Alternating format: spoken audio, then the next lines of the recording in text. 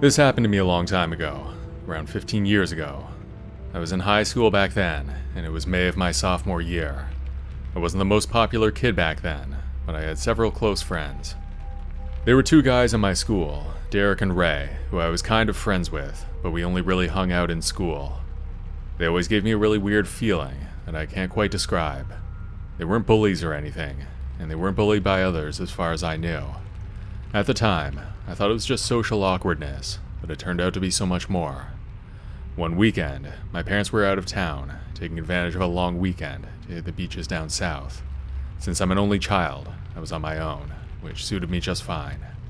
I had a ton of movies I'd been dying to watch, and my friend Grant said he was going to drop by to hang out for a while as well. On Saturday night, at around 11, I was sitting in my living room in front of the TV. I had a few friends over earlier, but they had all gone home.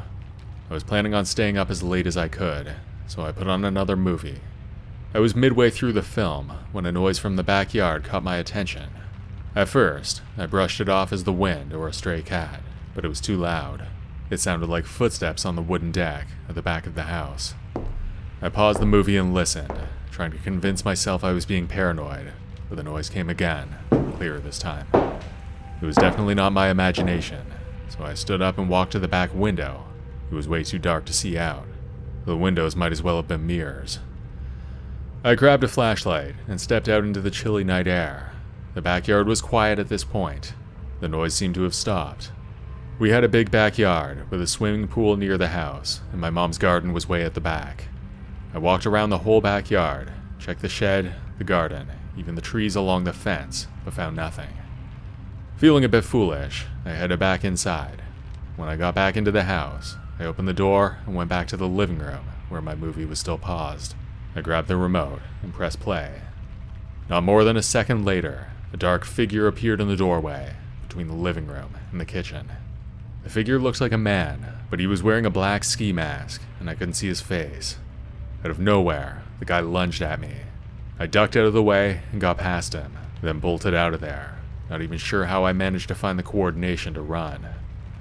The front door was locked, of course, but I turned the deadbolt and still made it out without being caught. I never looked back, but I'd be surprised if I was more than a second or two ahead of him. Once I was out on the street, I went to my next-door neighbor's house, and we called the cops. Within 10 or 15 minutes, officers swarmed my front yard. They found the guy hiding at the side of my house behind a tree, but he wasn't alone. There were two of them. One of them had a duffel bag with some seriously disturbing items. There was a change of clothes for each of them, as well as a roll of duct tape, handcuffs, and several knives ranging in size. Even more surprising was that I knew the guys. It was Ray and Derek from school. I knew those guys were weird, but I had no idea of this. It was like they had just watched the movie Scream, thought it seemed like a great idea. I wonder every day if they would have actually killed me. The evidence all seems to say they would, but I still have a hard time accepting that. Maybe I'm being naive, but I still think they would have wussed out at the last minute.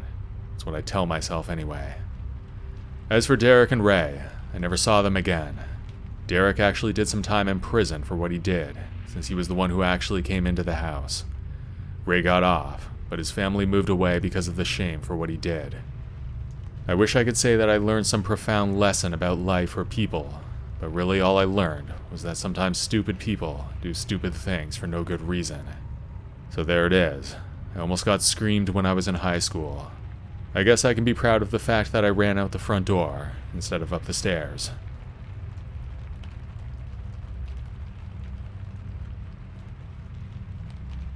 When I was in the 8th grade, I lived with my mom. My parents separated the year prior, and my dad lived in a town that was about a 45-minute drive away. I would go to visit him most weekends. That worked out well because my mom worked weekends most of the time. We had a small townhouse that was just 2 bedrooms. That was good because it was just the two of us. We had moved there just after my parents split. I grew up in a different city before then. Therefore, at the time I was the new kid in school, and I hadn't made many friends yet.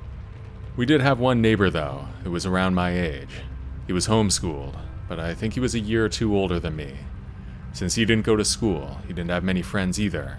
His name was Ryan, and I wouldn't say we were close, but we would hang out in the neighborhood sometimes. There was something about him that felt off right away. Some people say that homeschooled kids are weird because they spend so much time alone. I can't comment on that in general, but Ryan definitely fit that description. One time he found a dead bird on the ground and picked it up with his bare hands and played with it like it was a toy plane or something. It was really creepy. Another time, we were walking home. He picked up a rock when we were in the woods and he was carrying it around. When we walked past a parked car, Ryan scraped the rock all the way down the side doors, leaving a noticeable white scrape. He then tossed the rock as high as he could in the air and almost pegged me in the head on its way down. Needless to say, I didn't love hanging out with Ryan, but I didn't have anybody else. It was really difficult being alone at that age and without friends, so for that reason, I was actually thankful to have him around for a while. One night on a weekend, I didn't go to my dad's house because he was out of town. My mom was working at the time, so I was home alone. At around 7 p.m., there was a knock on our front door. I went up to it and said, "Who is it?" "It's Ryan," I heard him say back. I knew his voice, and it was definitely him, but his words were slurred. I didn't know why at the time. I told him I was not supposed to have anyone over when my mom was away, but he didn't give up. Eventually I gave in, because he was really my only friend, and I was feeling lonely that night. I unlocked the door and opened it, and Ryan walked in. As soon as he was in the house, the smell of alcohol hit my nose. I knew right away that Ryan was drunk. He was swaying from side to side. His eyes were watery and bloodshot. He took a step towards me, and I took 2 steps back to make some distance. I immediately regretted letting him in. I was too scared to tell him to leave, though. Ryan was bigger than me, and I thought if he got angry, then it would be bad. My mom wasn't expected back for another half hour. Ryan reached out and rested one arm on my shoulder, as if he was using me for balance. His grip was tight, though, and it was actually hurting me a little. I tried moving away, but he wouldn't let go. Then I tried to take his hand off my shoulder, but he squeezed even tighter. That hurt a lot, and I screamed out. When I looked back up at his face, it was like he was a different person. There was a rage in his eyes that I had never seen before. That was when I noticed that he was holding a small knife in his other hand. It was one of those little red Swiss Army knives. I didn't see him take it out, and I had no idea how long he was holding it. Ryan dragged me into the living room and pushed me down onto the couch, and he stood over me, holding the knife in front of him, pointed towards me. I tried to talk some sense into him. I tried talking as if we were just hanging out, but I don't think a single word got through to him. At some point, Ryan started crying and then began to scream at me. He said everyone hates him, and some other things that were hard to understand. I really wanted to get up and call the cops, but I couldn't risk it, so I just sat there. It seemed like a really long time, but I have no idea how long it actually was. At some point, I heard a car pull up to the parking spot in front of our place. It was my mom. Ryan was still standing there in front of me, with a knife out. The door opened, and my mom walked in. It took her a moment to realize what was happening. I broke out crying right away. Ryan stumbled out the front door past my mom. She stepped aside to let him go. Once he was gone, my mom came to me and asked what happened. I blurted it all out, between fits of crying. After I was done, my mom picked up the phone and called Ryan's parents. I was listening to her talking to them in the other room. I could tell my mom was frustrated. I didn't know at the time, but she later told me that Ryan's parents denied the whole thing, said that their son was sober and at home. I knew for a fact that he was drunk, and my mom agreed. His parents went on to say that he would never do anything like that. They flat out accused me of lying, but I was telling the truth. After this, I was not allowed to hang out with him anymore, as if I needed to be told. I didn't see much of Ryan after that. Like I said, he didn't go to school, so I would only see him around once in a while. I eventually made some more friends and moved on. One night about a year later, I was walking down the sidewalk with a group of my friends, and we passed Ryan on the street. He didn't say a word, just kept his head down, glued to the sidewalk. I felt uneasy, but I also felt some sympathy for him.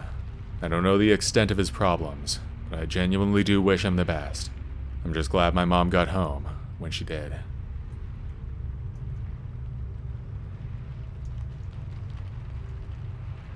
My name's Jesse, and I grew up in a big city.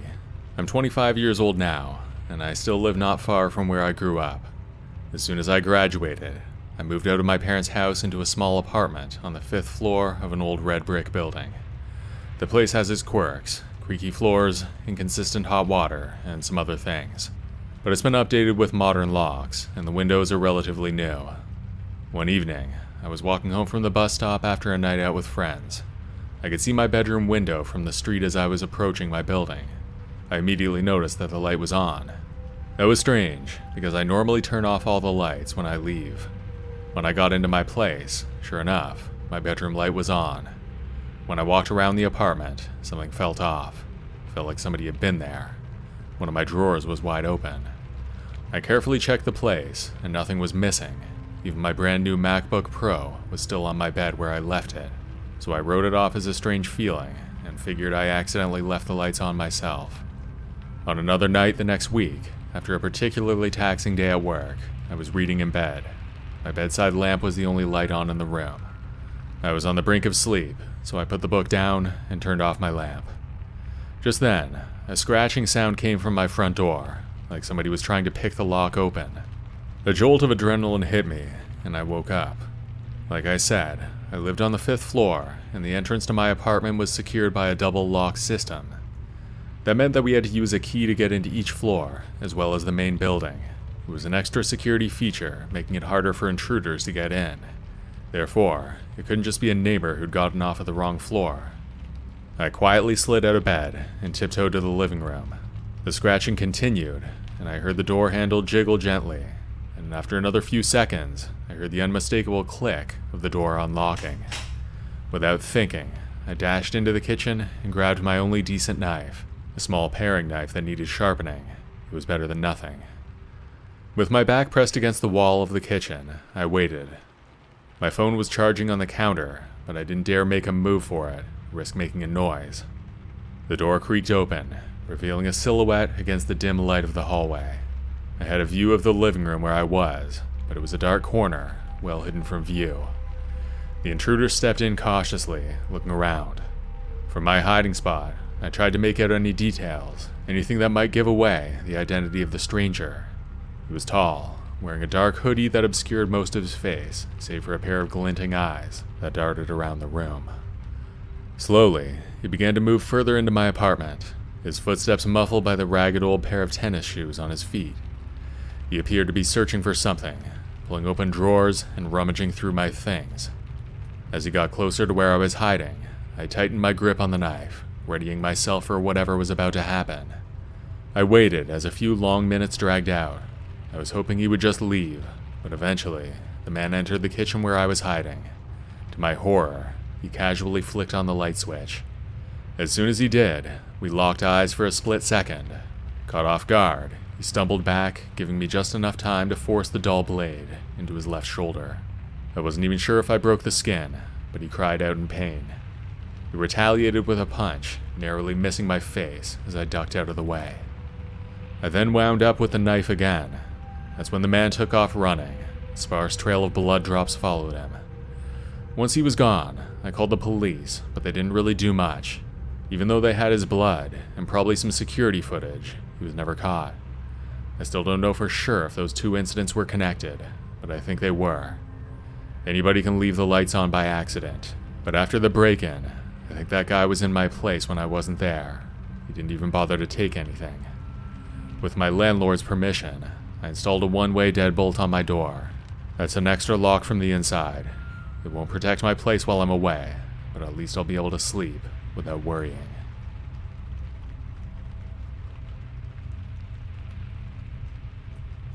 I grew up in the downtown area of my city, which had a population of around 100,000 people, and the houses in those parts were really old. Our apartment was on the top floor of a house that was at least 100 years old, and it wasn't very well maintained. The main floor was another apartment, and an older man named Ken lived down there. He was quiet and kept to himself. We didn't really know him at all, but he was pleasant enough whenever we crossed paths. The house creaked a lot, and the floors were old and uneven. You could hear everything going on in that place. We could tell when our downstairs neighbor went out, when he came home, and everything else. I imagine it was even worse for him, since we were on the top floor. It wasn't that bad, though. It was just strange knowing so many details about a man's life who we really didn't know at all. My mom was a nurse, often working night shifts. That left me alone in our place. I was used to being alone, and I would usually pass the time by watching TV or playing video games. I was sitting on the couch watching a movie one night when my mom was working. Suddenly, I heard some strange noises from outside. It sounded like somebody yelling nonsense. Thinking it was just a crazy person, I ignored it at first. But after a minute, it was still going, and it sounded close. I went over to the window and pushed aside the curtains. Below on the porch stood a man. This guy was screaming at the top of his lungs, right in front of the entrance to Ken's place. I didn't see or hear Ken at all, but I was pretty sure the guy was screaming at him. I couldn't make out the words, but the rage in the stranger's voice was terrifying. I kept watching for another minute. Eventually, Ken came out. It looked like he was trying to calm the guy down. The argument lasted for about 10 minutes, but finally ended with the man storming off into the night. I didn't worry too much about it, because it was none of my business. I figured Ken got into a fight with a friend, and that was probably the end of it. We weren't close with him, so I don't know who the man was, and I didn't know what he was capable of.